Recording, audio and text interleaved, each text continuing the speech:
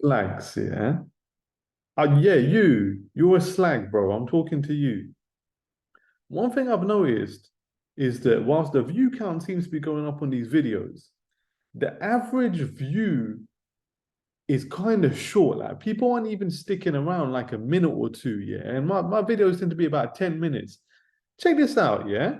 Give your boy a chance, you know what I mean? Like, let's say you're banging a ting for the first time, yeah. Are you gonna give it all your best work in the first minute or two? All right, some of you don't answer that, right? But for most of you, it like you gotta ease your way in. It takes you a minute or two just to find your stride. You don't want to blow your beans too early, right? And then you start giving them that quality work when you're about like 5, 6 minutes in, and you're like, you know what I mean? You're warmed up, right? So give your boy a shot, man. Like honestly, if you turn off this video, yeah, there's gonna be a plague of locusts. I fucked that up. There's a plague of locusts, bro. Matter of fact, a plague upon both your houses, bro. Shakespeare on a Tuesday. What? Do you know what I mean?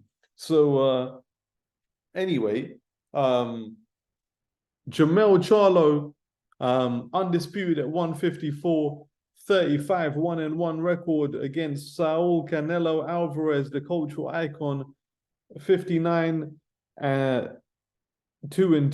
with 39 knockouts, right? Meeting also undisputed, but at 168 super middleweight, right? So you got the battle of two undisputed champions, albeit two weight classes apart, meeting, unfortunately not in the middle, but meeting at 168 for Canelo's undisputed title. Yeah, I mean, a chance for Jamel to become double undisputed. Interesting fight, exciting fight. September 30th, T-Mobile Arena, Las Vegas. Canelo's first shot on the PBC platform for a little while. It was certainly his first one as part of a long-term agreement.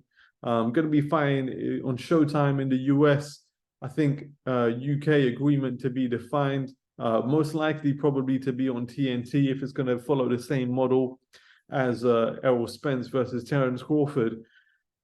Interesting press conference today. Saw Jamel trying to size him up, trying to look the bigger man, had his frumpy ass jumper on. And Jamel's a big dude, man. Let's not get it twisted. He's clearly a tiny bit taller than Canelo, but Canelo's used to that. You know, he's usually the shorter man in the ring. I think the first thing to point out here is just how active Canelo has been, yeah, and just how active Charlo has not, right? So if you go over the last three fights, Charlo fought in May of last year, 2020, in a rematch against Brian Castano, knocked him out in the 10th round. The first fight was in 21, was fought to a highly contested draw. Some people had Castano winning, sympathetic to that point of view, maybe by a point. And then going back a year before that, again, Charlo only been fighting once a year, right? So in 2020, and so you know you got Charlo pretty much since May 5th, or around about May 2020.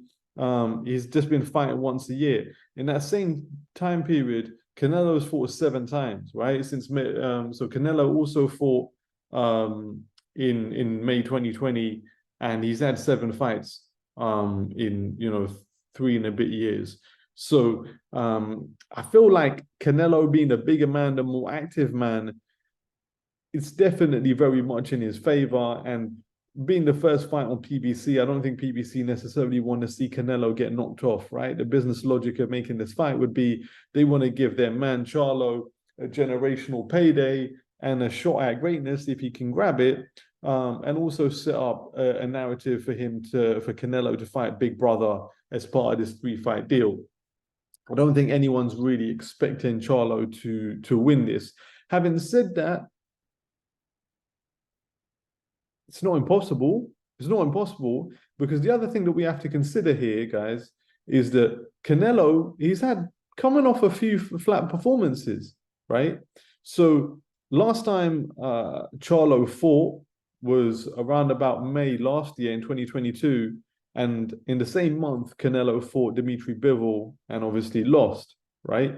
That was up at 175. There's no shame in losing to a guy like Bivol at light heavyweight. Came back down in September, fought Gennady Golovkin in the trilogy fight, beat him on points. Again, probably wider than the cards had it, but flat performance. I think a lot of people were expecting to stop Golovkin. I was certainly expecting him to stop Golovkin, and came back, had another fight earlier this year in his hometown of Guadalajara, in a kiddie ring against John Ryder. John Ryder bust his nose early, but Canelo couldn't get rid of him. And to be honest with you, I was a little bit surprised by that. And all props, tip my hat. Finished the ABC boy. John Ryder faced toughness, but Canelo really should have been getting him out of there. So, and even going back before that, Canelo's previous fight before Bivol was against Caleb Plant in the undisputed fight at 168. Caleb Plant, not to take any credit away from him, he fought a great fight, but he was winning rounds against Canelo as well. There wasn't a great deal in that fight until Canelo managed to get him out of there in the 11th. So the big questions here are, okay, I mean, there's a number of questions, but the big questions are, how much of a difference is the size going to make? I personally think, especially seeing them up close, not that much of a difference, but it would make a difference in terms of what Canelo's throwing back, right? I think Charlo's got more than enough pop and more than enough size to give Canelo things to think about, but is Charlo going to be used to be taking that weight of punch, right? Probably not. Let's just be honest. Who's the biggest puncher on Charlo's record? Like, who's he fought? Who's the puncher? Maybe Jason Rosario, who is coming off a couple of big knockout wins, and Charlo managed to deal with him. But listen, there's no comparison to the guys that Canelo's been in with. So I think, whether or not Charlo's going to be able to take that weight of punch from Canelo, even a faded Canelo, that is a big question. Second question is, how much has Canelo faded, right? I think he's definitely faded, but I think probably be enough for baby Charlo. Yeah. The other question is, as I say, just how inactive Charlo has been, because he's going to have the advantage of being the quicker fighter, and that means a lot early on in the fight. And I think Charlo's got a couple of early stoppages, couple of early knockdowns on his record. He doesn't really mess about when he gets in there. So I think like Charlo, he could have a little bit of success early on in the fight just with his speed, and see if he can sit about a Canelo that might be slowing down a little bit.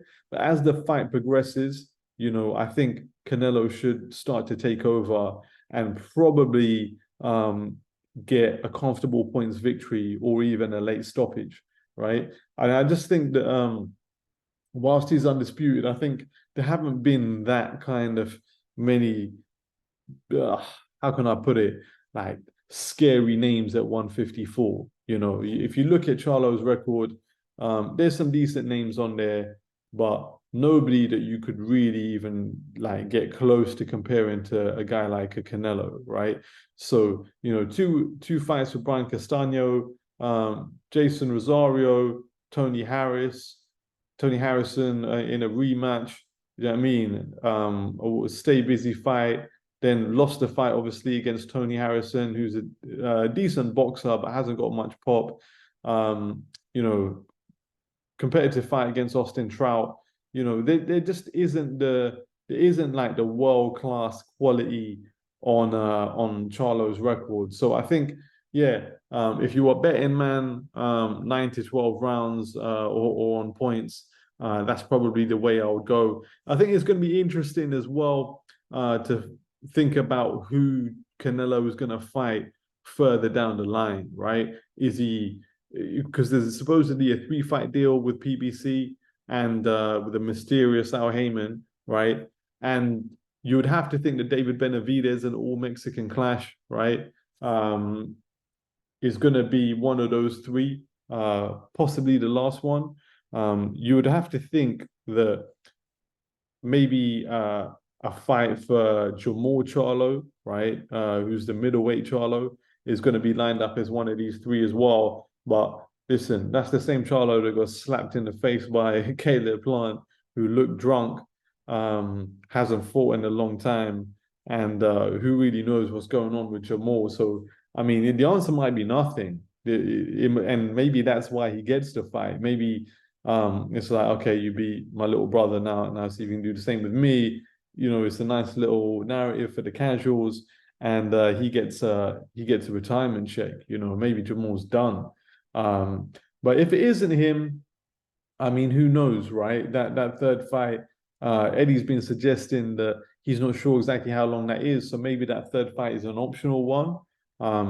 But yeah, it'd be great to see Canelo back, the face of the sport. I really hope that we can see him one day step back up and give Bivol another go. You know, I think he deserves the chance to have that shot. So yeah, man, hope you guys stay to the end.